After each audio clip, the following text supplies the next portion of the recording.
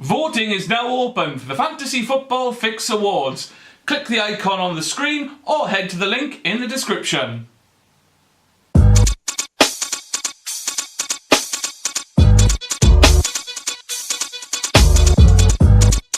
Hello and welcome to the Fantasy Football Fix. I am Richard from the DipsyDudes, and the Premier League might be all done and dusted, but there's still Fantasy Premier League to be played, damn it, and there's still some big scores to be had in the next couple of weeks. It truly feels like this is the final big push towards the end of the season, because if you're not within touching distance of your nearest league competitor by the end of this week, then it might very well be race over. But before we look ahead at game week 36, let's check out the game week 35 Dream Team. Do it, you're doing it well.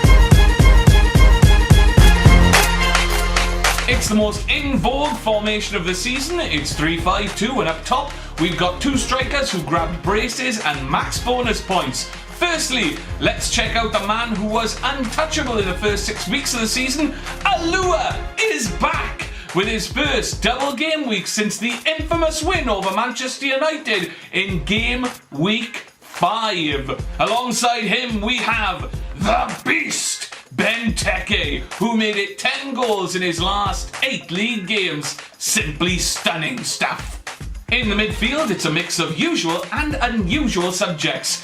We wondered which Sunderland players would be worth having for the double game week in game week 37, and ex-Swansea man Jody Gomez put his hand up with his first goal since game week 16 in a 15-point man of the match display. Alongside him with the same score was another double game week player, as Alexis Sanchez bagged the same points. His teammate Aaron Ramsey also did his double game week chances a boost with a 12-point week. The same as John Joe Shelby, who bagged deuce assists and man of the match bonus points. Finally, Liverpool's Coutinho bagged his first big points since game week 27, which incidentally coincides with me dropping him last week from my team. At the back, Leicester players continue to score big, with Vasilevsky getting a clean sheet, assist and bonus, while the juggernaut, Captain Fantastic, Wes Morgan, making it 33 points in 4 weeks. Then we have the West Brom pair of Martin Olsen, who fluked a goal, clean sheet and deuce bonus points, while the big sexy points went to Boas Mahil, who managed a clean sheet, saved penalty and max bonus points in what can only be described as the perfect keeper week. Last week, more than other weeks, I think we can really get a strong sense of where the form is with the dream team. So let's put the knowledge to good use, and let's look ahead at the game week 36 players for your consideration.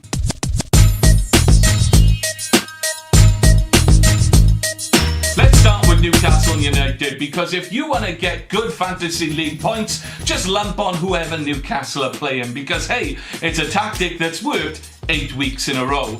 This week they take on West Brom, who after a couple of disappointing displays about a month ago have found their Pulis defensive best, with 3 clean sheets in a row against Palace, Liverpool and Manchester United. So they ain't been beating just no random scrubs, they've been getting some good performances out there. I must be honest, I have paid for not showing faith in them, because I've had Craig Dawson sat on my bench for 3 weeks, and I've had Boas Mahil sat on my bench for the last 3 weeks. He's now the most informed keeper in the game today, having grabbed 34 points in his last 3 games. Granted, half of those points came last week, but it's still some good form. If Pulis doesn't get too cocky and think that they can deviate from the plan that's worked these last 3 weeks and think they can start playing like Barcelona because, oh, we're only playing Newcastle, then clean sheets are a strong possibility. They need to keep, how shall we put it, Mayweathering the hell out of things. 13% of players in the game right now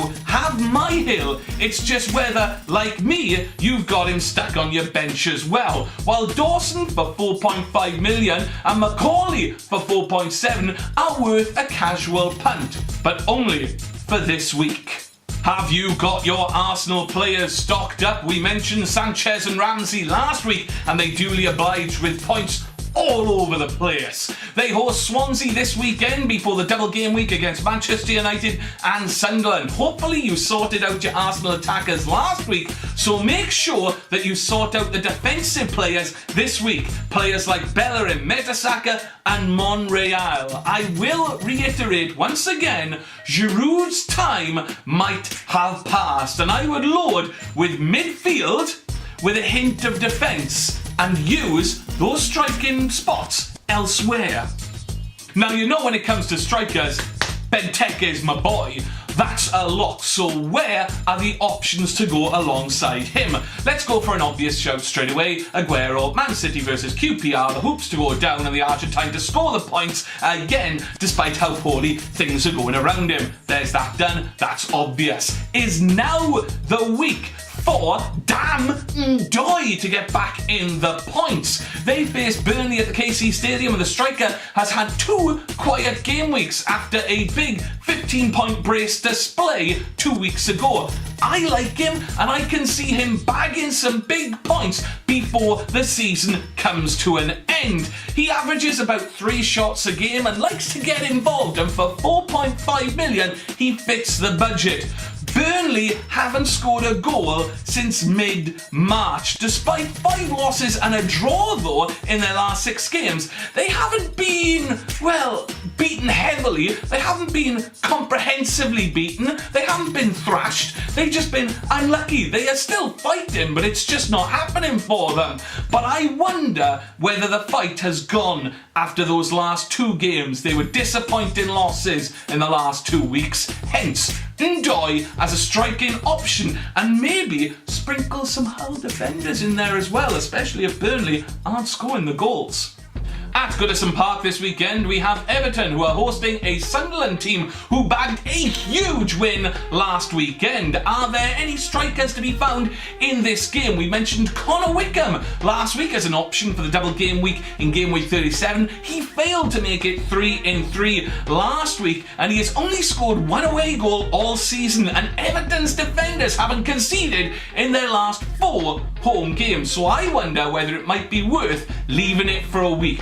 Though, on the plus side, if you do go for him early, he is very cheap, coming in at the 5.5 mark, and Sunderland are desperate, and that can lead to upsets.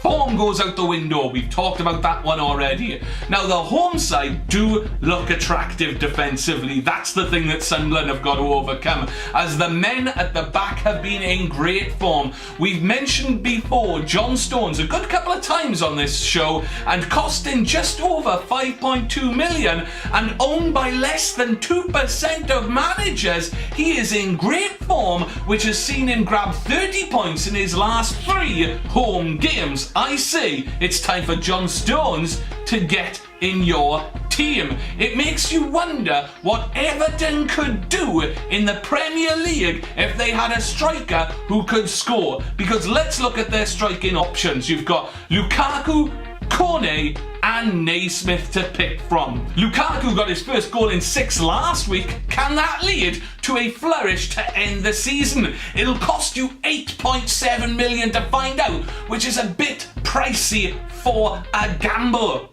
Naismith hasn't had one of those out of nowhere weeks since game week 26, but did grab an assist last week. He is a much cheaper bargain at 5 million.